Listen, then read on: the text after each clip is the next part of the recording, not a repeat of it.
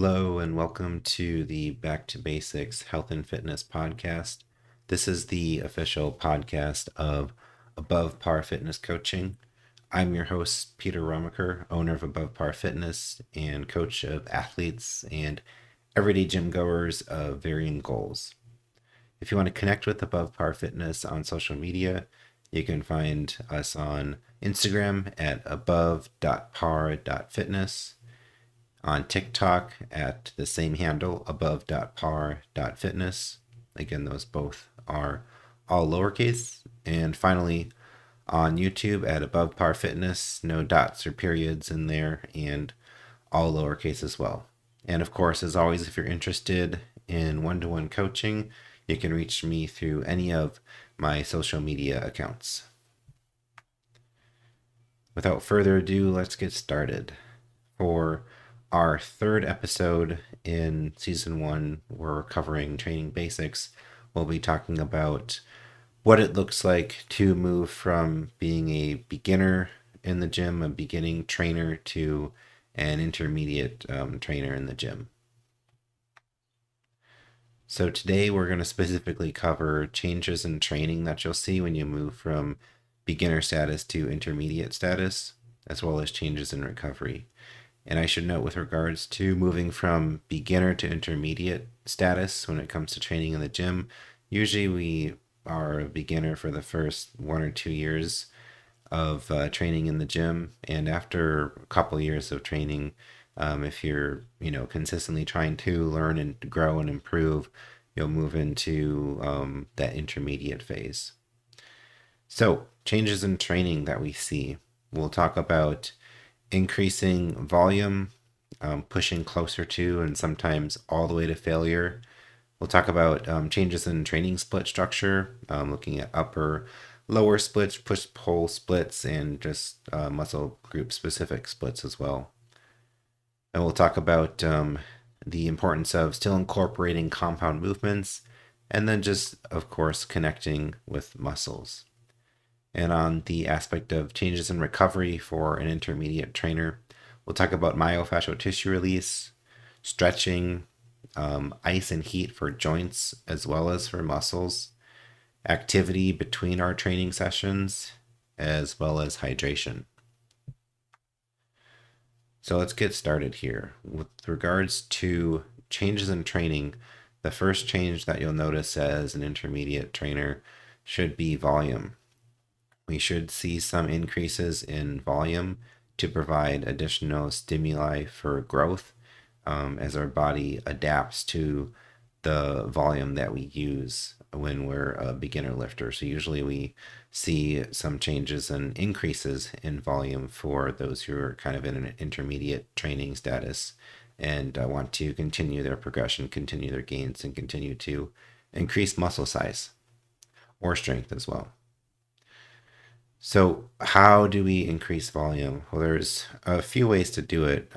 We can have more frequent training sessions in a given week. We can also do more exercises for each muscle group, or just do more sets for exercises. So this will kind of be based off of what your needs are and what makes most sense with regards to the time that you have and the goals that you have as well for your physique. In addition, we'll start looking at training to failure as an intermediate trainer. So we're going to be starting to train closer to failure and sometimes train all the way to failure because the human body adapts to the stimuli that we throw at it, kind of like we discussed with regards to volume. So we need new, novel, and more challenging stimuli in order to continue to make gains, whether it be training for strength or training for muscle size, hypertrophy. So we'll start to train closer to failure on more sets, which means that we'll be doing fewer reps in reserve on sets, and on some sets, but not on all sets, start to train all the way to failure. And I think a good way to kind of start with training to failure is to train to failure on the final set of exercises that you're performing. And of course, as an intermediate trainer, we're going to see some changes in training splits. So, kind of how we structure our training. So, as an intermediate, we're going to be moving on or continuing an upper lower training split. Usually, as a beginner, we start off with kind of a full body split, about 3 days a week. And we might also move into an upper lower split as a beginner. But the starting point for intermediate is an upper lower training split. And this can even translate over to advanced lifters, just depending on your needs. But upper lower split nonetheless is a good starting point, meaning you're training usually 4 times per week, doing 2 upper body sessions and 2 lower body sessions each week. Another way to kind of organize or structure your training as an intermediate is doing a push-pull split. So here you're able to train 4 to even 6 times per week if you can fit that into your schedule and you can recover from that frequency of training. In this structure, we're focusing on muscle groups in given sessions based off of their functions, a push or pull. So we might have a push session where we're focusing on chest, pushing, doing a barbell pressing movement, for example, or shoulders where we might do like an overhead press, for example. Or we might focus on muscles that do pulling motions primarily, like if you're training back, you might be doing a pull up, or you might be doing a barbell row where you're pulling the weight towards yourself to work the back muscles. Or, even when it comes to legs, we basically do a number of different pulling motions when we're training hamstrings, for example. So if you're doing like an RDL, a stiff deadlift, you're bringing the weight down to the floor, almost to the floor, and then you're pulling back up to work the hamstrings, for example. And kind of similar concept with, hamstring curls. We're pulling the weight with our hamstrings, not pushing it. So push pull, split up the training sessions based off of the function of the muscles that we want to train. And then we can even get more advanced and we can go into muscle group specific training splits. So with muscle group specific training splits, again, this allows us to train 4 to 6 times per week. Again, if you can recover from that and fit it into your schedule. And here our training sessions are divided up by the muscle groups that each contains. And usually we'll target probably 2 to 3 muscle groups for a given training session, just so that we have enough nutrients available for recovery for the various muscles that we do hit in that training session. Next, we want to make sure as an intermediate trainer that we're honing our mind-muscle connection, so our ability to truly connect with the muscle and feel the muscle working during the sets we're performing. So we can work on this further and further improve our mind-muscle connection by finding tempos for exercises that work best for us to allow us to connect with our muscles well. So this can take some trial and error to figure out what works best for you and can vary from exercise to exercise as well. The goal really is to get inside of the muscle and stimulate the muscle fibers as much as possible. With regards to recovery, there are some changes that we want to make as intermediate trainers. We're going to be training with greater frequency and greater intensity than when we were training as a beginner. So we want to make sure that we're implementing these recovery methodologies that we're going to talk about. Of course, these are beneficial to beginner lifters, but as we advance and as our training becomes more challenging, more frequent, more difficult, as we use heavier weights and use more intensity techniques, it becomes more important to implement various recovery methodologies to avoid injury and allow us to continue to make those gains that we want. So the first recovery methodology that we'll talk about is myofascial tissue release, which is abbreviated MTR. So we'll use MTR to basically break apart the fascia of the muscle, kind of the surface layer of the muscle. This is helpful to ensure that the muscle is as elastic as possible, and it also thus makes it easier to perform full range of motion on exercises when the muscle is as elastic as it should be, and also means that we're less likely to incur injuries. Myofascial tissue release also helps with the recovery of the muscles with breaking apart the fascia, allowing for nutrients to make their way in as well. We can use a foam roller or a rad rod for myofascial tissue release, and those tools basically put pressure on the muscles to help break apart that fascia. And if you're not familiar, a rad rod is basically like a solid rolling rod that you can roll on your muscles, like you might see somebody using it on their quadriceps or on their hamstrings oftentimes. And if we need to, we can even use tools like a lacrosse ball or softballs to get deep into smaller areas where we feel more tension and tightness in the muscle and try to release the fascia of the muscle, and sometimes even deeper into the muscle to cause a release and just let the muscle relax. Stretching. So stretching is something that a lot of people don't necessarily do properly. Stretching post-workout is the ideal way to perform your stretching or integrate it into your day. Doing so helps to loosen up muscles, which reduces the risk of injury. And stretching post-workout also helps to eliminate or remove lactic acid from muscles after a workout, which means we'll reduce those achy and tired sensations that we can feel in muscles after workouts. So kind of as we led into this with, the recommendation here is to stretch after training sessions, or at least at some point between training sessions, but not too close to the beginning of your session.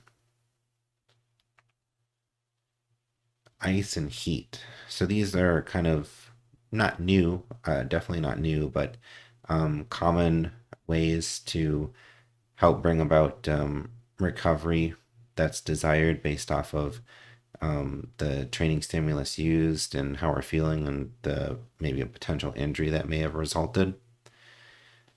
So when we're talking about ice, ice is great for reducing long-standing or excessive inflammation. This is with regards to muscles particularly.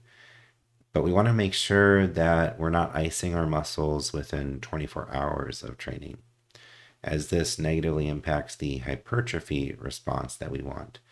And this is because inflammation is actually good to an extent.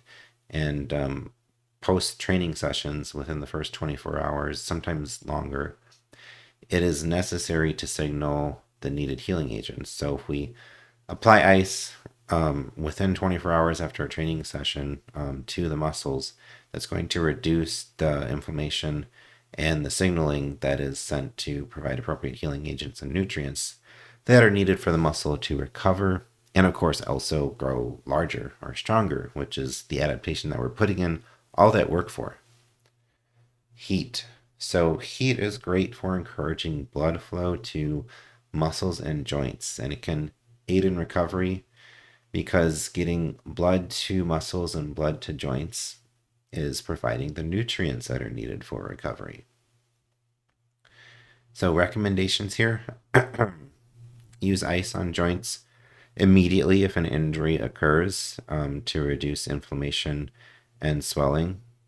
And of course, this is in the case of an injury to a joint. With regards to muscles, wait at least 24 hours following training a muscle to use ice, because we don't want to blunt that hypertrophic response and the healing agents that come to the muscle to recover and grow larger. And we can also use heat on tight muscles post-workout to help them relax and loosen up. Activity. Okay, so in between training sessions, we should still be active. This is because activity is necessary to keep blood moving to tissues, so our muscle tissues and our joints primarily is what we're thinking about here. And that blood, again, like we discussed, contains nutrients needed for recovery and growth. So some activity between training sessions is good. So that activity that you do between training sessions should be low impact. This could be walking or jogging, for example. And of course, it's also important to note that digestion is also aided by activity, which is helpful in keeping food moving for getting those nutrients needed for recovery. So it helps our body to process that food and get those nutrients into our bloodstream, which aids in recovery from the exercises that we performed previously. Hydration, yes, another key to recovery.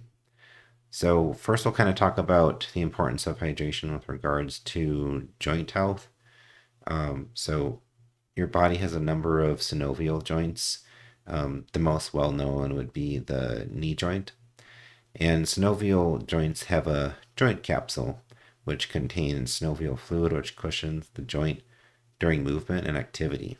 So proper hydration is necessary to ensure that synovial fluid levels in those joints are optimal for safe functioning of the joint, which is, of even greater importance when we're performing resistance training and we're doing activities using heavy loads on the joints.